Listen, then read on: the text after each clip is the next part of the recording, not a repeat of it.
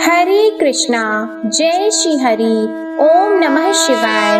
प्रिय भक्तजनों, आज बृहस्पतिवार के दिन आप बृहस्पति देव की बड़ी ही दुर्लभ कथा सुनेंगे। इस कथा को सुनने से भक्तों की सभी मनोकामनाएं भगवान बृहस्पति देव की कृपा से पूर्ण हो जाती हैं। तो आइए बड़ी ही श्रद्धा और प्रसन्न चित्त मन से इस कथा को सुनते हैं। भारतवर्ष में एक प्रतापी और दानी राजा राज्य करता था।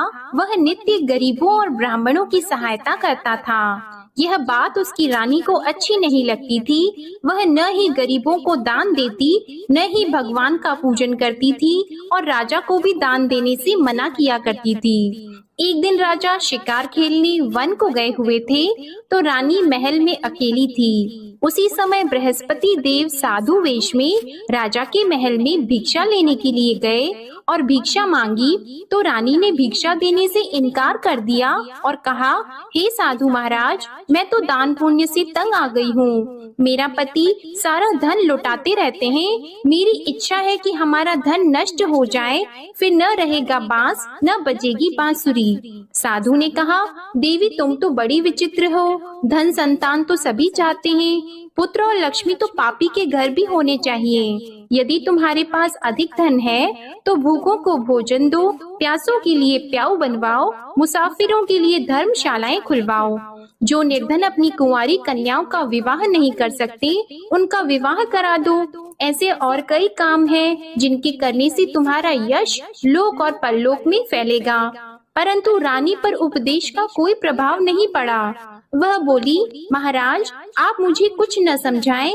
मैं ऐसा धन नहीं चाहती जो हर जगह बांटती फिरूं। साधु ने उत्तर दिया, यदि तुम्हारी ऐसी इच्छा है तो तथास्तु। तुम ऐसा करना कि बृहस्पतिवार को घर लीपकर पीली मिट्टी से अपना सिर धोकर स्नान करना, भट्टी चढ़ाकर कपड़े धोना। ऐसा करने से आपका सारा धन नष्ट हो जाएगा। इतना कहकर वह साधु महाराज वहाँ से आलोक हो गए और साधु के अनुसार कही बातों को पूरा करते हुए रानी को केवल 3 बृहस्पतिवार ही बीते थे कि उसकी समस्त धन संपत्ति नष्ट हो गई। भोजन के लिए राजा का परिवार तरसने लगा। तब एक दिन राजा ने रानी से बोला कि हे रानी, तुम यहीं रहो, मैं दूसरे देश को जाता हूँ, क्योंकि यहाँ पर सभी लोग मुझे जानते हैं, इसलिए मैं कोई छोटा कार्य नहीं कर सकता।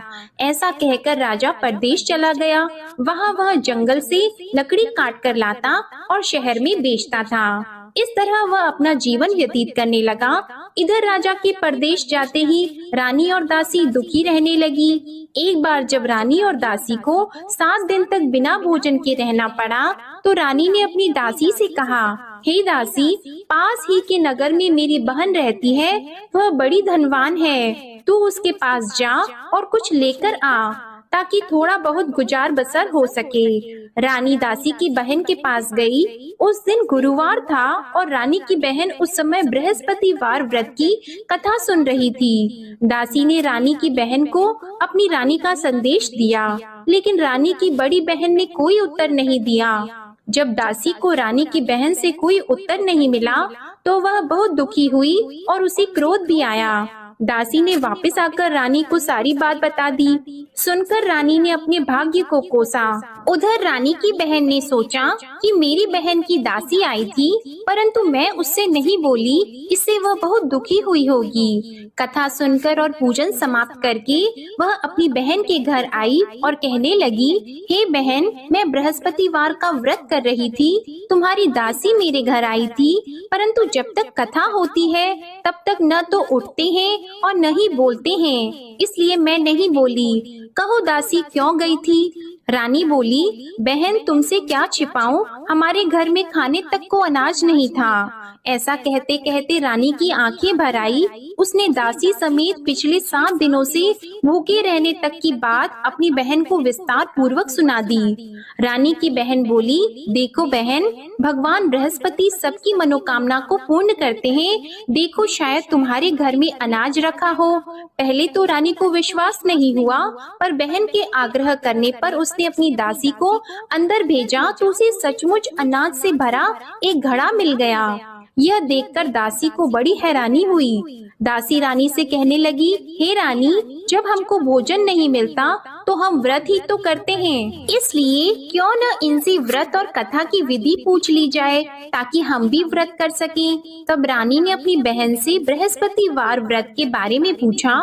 उसकी बहन ने बताया, बृहस्पतिवार के व्रत में चने की दाल और मुनक्का से विष्णु भगवान का केले की जड़ में पूजन करें तथा दीपक जलाएं, व्रत कथा सुने और पीला भोजन ही करें। इससे बृहस्पति देव प्रसन्न होते हैं। और व्रत और पूजन विधि बताकर रानी की बहन अपने घर को लौट गई। 7 दिन के बाद जब गुरुवार आया तो रानी और दासी ने व्रत रखा। घुड़साल में जाकर चना और गुड़ लेकर आई, फिर उससे केले की जड़ तथा विष्णु भगवान का पूजन किया। अब पीला भोजन कहाँ से आए, इस बात को लेकर दोनों बहुत दुखी थी। क्योंकि उन्होंने व्रत रखा था, इसलिए बृहस्पति देव उनसे प्रसन्न थे। इसलिए वे एक साधारण व्यक्ति का रूप धारण करके 2 थालों में सुंदर पीला भोजन दासी को दे गए। भोजन पाकर दासी बहुत प्रसन्न हुई और फिर रानी के साथ मिलकर भोजन ग्रहण किया। उसके बाद वे सभी गुरुवार को व्रत और पूजन करने लगी। बृहस्पति भगवान की कृपा से उनके पास फिर से धन संपत्ति आ गई, परंतु रानी फिर से पहले की तरह आलस्य करने लगी। तब दासी बोली, देखो रानी, तुम पहले भी इस प्रकार आलस्य करती थी, तुम्हें धन रखने में कष्ट होता था, इस कारण सभी धन नष्ट हो गया, और अब जब भगवान बृहस्पति की कृपा से धन मिला है तो तुम्हें फिर से आलस्य होता है। रानी को समझाते हुए दासी कहती है कि बड़ी मुसीबतों के बाद हमने यह धन पाया है, इसलिए हमें दान पुण्य करना चाहिए, भूखे मनुष्यों को भोजन कराना चाहिए और धन को शुभ कार्यों में खर्च करना चाहिए, जिससे तुम्हारे कुल का यश बढ़ेगा, स्वर्ग की प्राप्ति होगी और पितृ प्रसन्न होंगे। दासी की बात मानकर रानी अपना धन शुभ कार्यों में खर्च करने लगी, जिससे पूरे नगर में उसका यश फैलने लगा। उधर एक दिन राजा दुखी होकर जंगल में एक पेड़ के नीचे आसन जमाकर बैठ गया। वह अपनी दशा को याद करके व्याकुल होने लगा। बृहस्पतिवार का दिन था। एकाएक उसने देखा कि निर्जन वन में एक साधु प्रकट हुए। वह साधु वेश में स्वयं बृहस्पति देवता थे।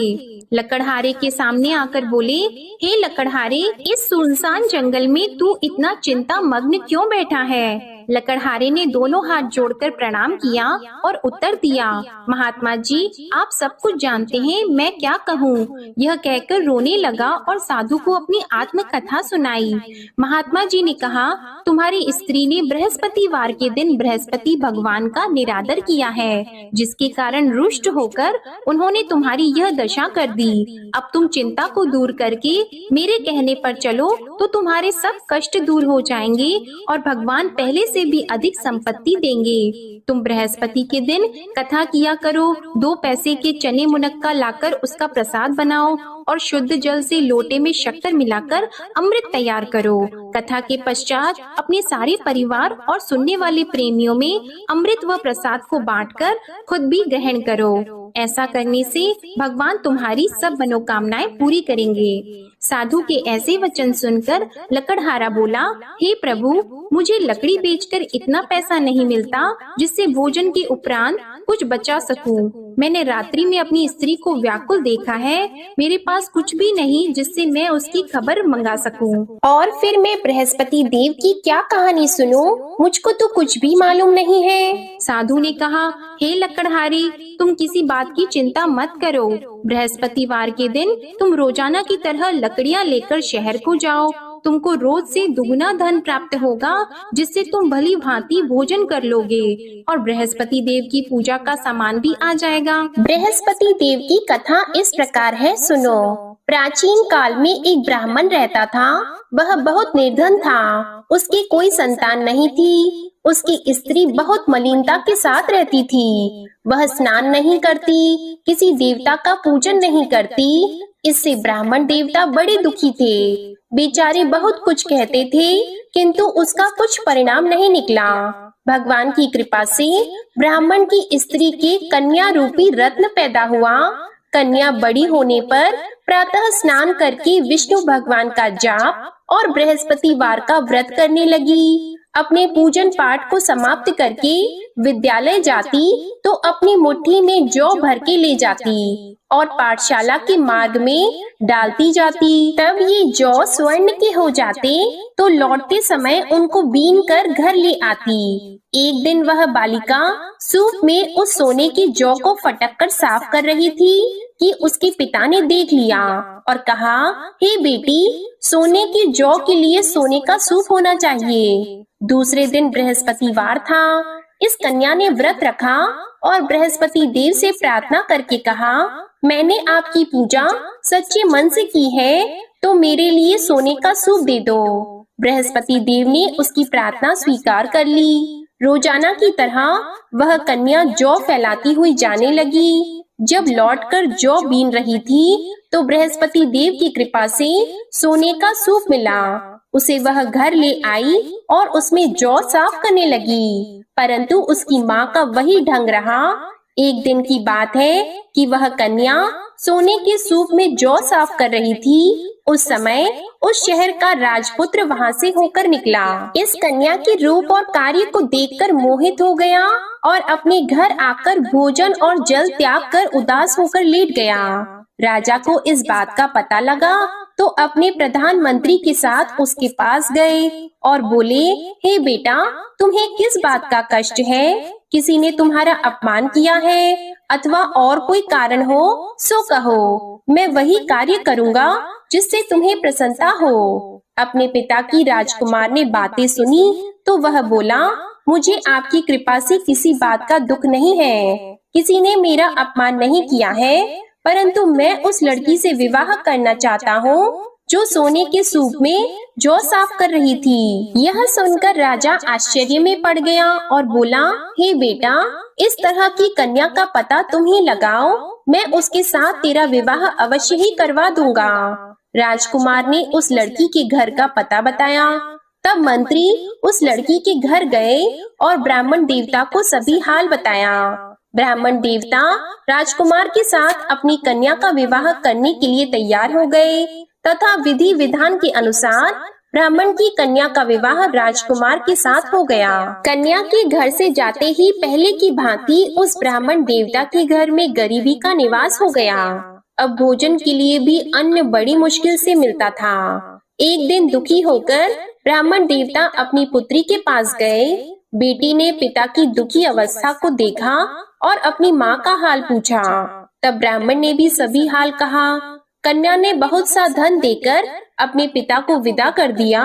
इस तरह ब्राह्मण का कुछ समय सुखपूर्वक व्यतीत हुआ। कुछ दिन के बाद फिर वही हाल हो गया। ब्राह्मण फिर अपनी कन्या के यहाँ गया और सारा हाल कहा तो लड़की बोली, हे पिताजी, आप माताजी को यहाँ ले आओ, मैं उन्हें विधि बता दूंगी जिससे उनकी गरीबी दूर हो जाए। वह ब्राह्मण देवता अपनी स्त्री को साथ लेकर पहुँचे तो अपनी माँ को समझाने लगी कि हे माँ, तुम प्रातः काल प्रथम स्नान आदि करके विष्णु भगवान का पूजन करो तो सब दरिद्रता दूर हो जाएगी। परंतु उसकी माँ ने एक भी बात नहीं मानी और प्रातः काल उठकर अपनी पुत्री के बच्चों की जूठन को खा लिया। इससे उसकी पुत्री को भी बहुत गुस्सा आया। उसने एक रात को एक कोठरी से सारा सामान निकाल दिया और अपनी माँ को उसमें बंद कर दिया। प्रातः उसमें से उसे निकाला तो स्नान आदि करा के पूजा पाठ करवाया तो उसकी माँ की बुद्धि ठीक हो गई। इसके बाद वह नियम से पूजा पाठ करती और प्रत्येक बृहस्पतिवार को व्रत रखने लगी। इस व्रत के प्रभाव से उसकी माता और पिता बहुत ही धनवान और पुत्रवान हो गए और बृहस्पति देवता के प्रभाव से इस लोक के सुख को भोगकर अंत में स्वर्ग को प्राप्त हुए। इस तरह कहानी कहकर साधु देवता वहाँ से अंतर्ध्यान हो गए। धीरे धीरे समय व्यतीत होने पर फिर वही बृहस्पतिवार का दिन आया। लकड़हारा जंगल से लकड़ी काटकर किसी शहर में बेचने गया। उसे उस दिन और दिन से अधिक पैसा मिला। राजा ने चना गुड़ आदि लाकर गुरुवार का व्रत किया। उस दिन से उसके सभी क्लेश दूर हो गए। परंतु जब दोबारा गुरुवार का दिन आया तो बृहस्पतिवार का व्रत करना भूल गया। इस कारण बृहस्पति भगवान नाराज हो गए। उस दिन उस नगर के राजा ने विशाल यज्ञ का आयोजन किया था तथा शहर में ये घोषणा करा दी कि कोई भी मनुष्य अपने घर में भोजन न बनवाए, न आग जलाए। समस्त जनता मेरे यहाँ भोजन करने आए। इस आज्ञा को जो न मानेगा उसे फांसी की सजा दी जाएगी। इस तरह की घोषणा संपूर्ण नगर में करवा दी गई। राजा की आज्ञा के अनुसार शहर के सभी लोग भोजन करने गए, लेकिन लकड़हारा कुछ देर से पहुंचा, इसलिए राजा उसको अपने साथ घर लेके गए और ले जाकर भोजन करा रहे थे तो रानी की दृष्टि उस खूंटी पर पड़ी जिस पर उसका हार लटका हुआ था। वह वहाँ पर दिखाई नहीं दिया।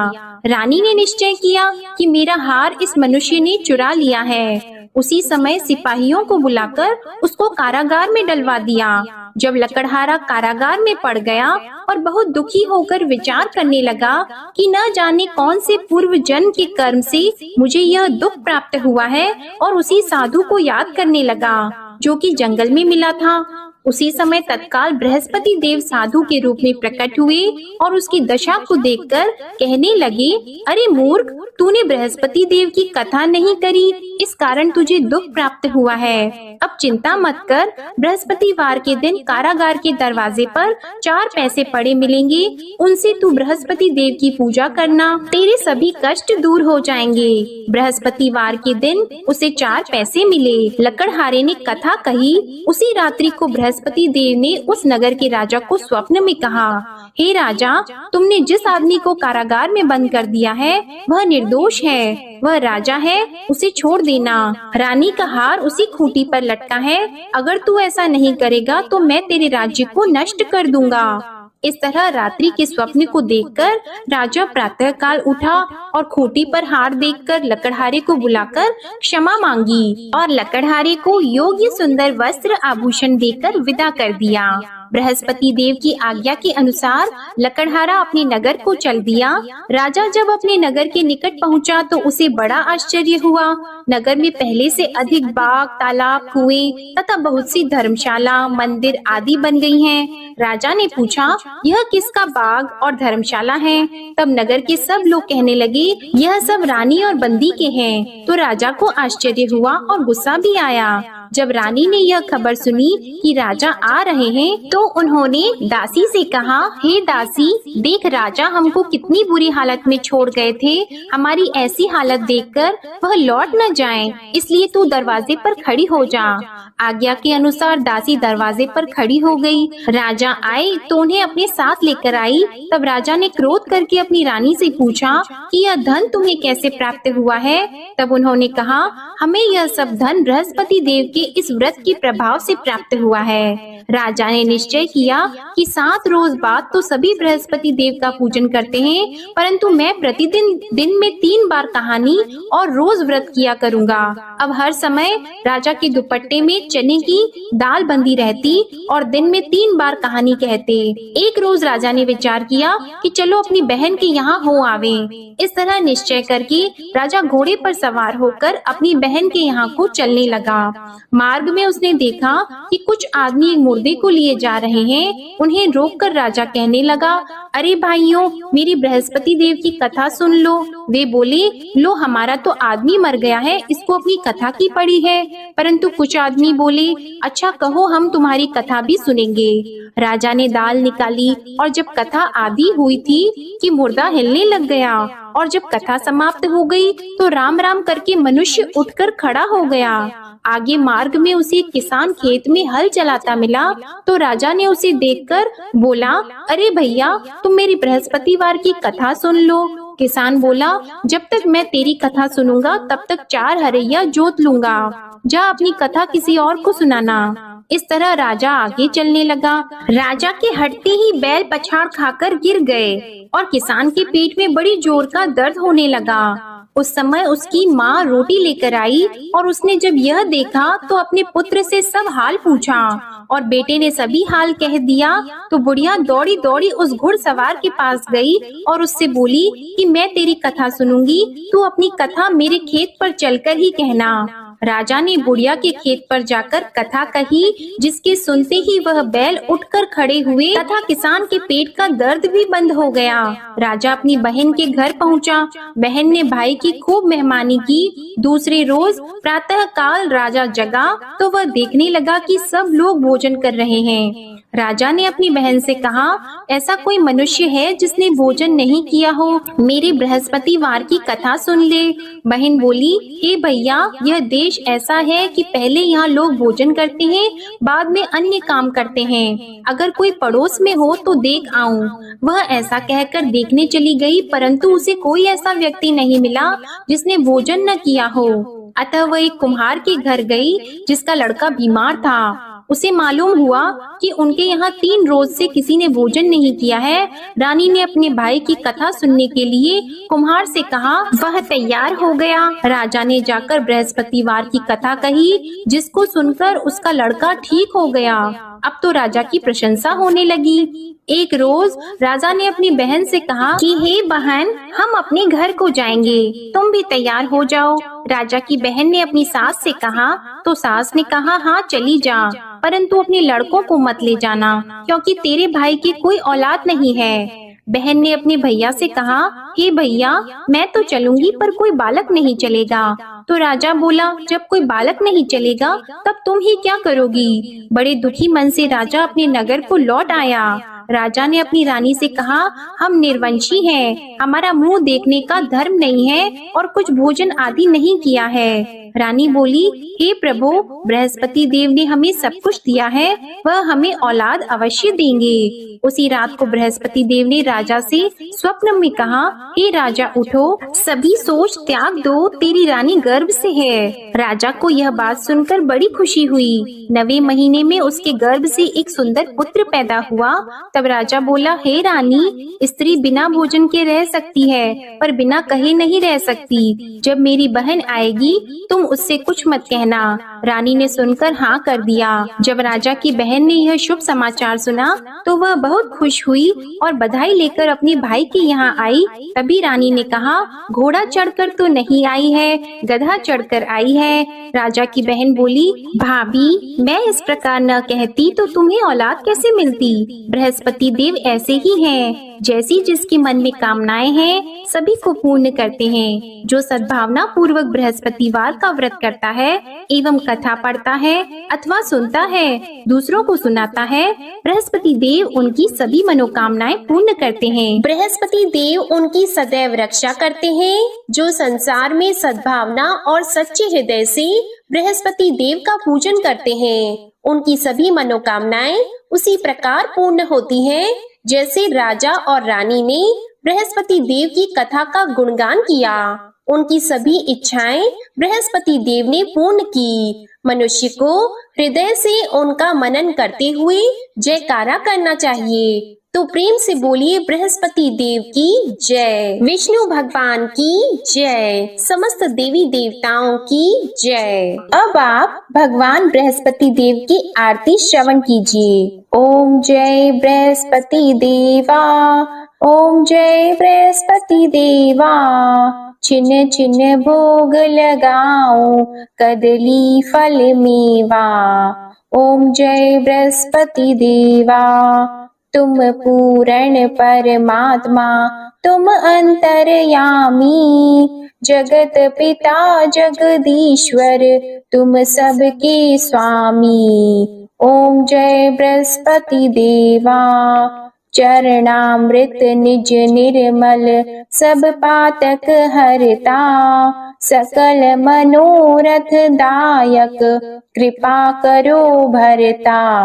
ओम जय बृहस्पति देवा, तन मन धन अर्पण कर, जो जन शरण पड़े, प्रभु प्रकट तब होकर, आकर द्वार खड़े। ओम जय बृहस्पति देवा, दीन दयाल दयानिधि, भक्तन हितकारी, पाप दोष सब हरता, भव बंधन हारी।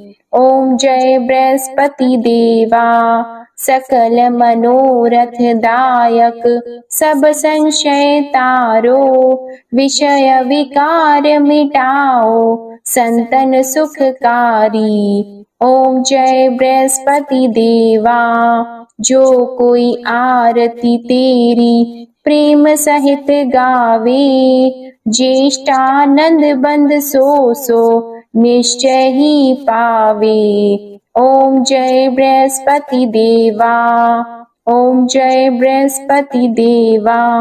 प्रेम से बोलिए भगवान बृहस्पति देव की जय। बोलिए भगवान श्री लक्ष्मी नारायण जी की जय। आपको आज की कथा पसंद आए, आरती पसंद आए तो वीडियो को लाइक कीजिएगा, शेयर कीजिएगा, कमेंट में भगवान बृहस्पति देव जी की जय लिखिएगा और चैनल को भी सब्सक्राइब कीजिएगा। इसी के साथ आज आप हमारे चैनल पर मार्गशीर्ष मास महात्म्य की कथा और अघन मास की महालक्ष्मी व्रत कथा भी जरूर सुनिएगा। प्रेम से बोलिए भगवान श्री बृहस्पति देव की जय।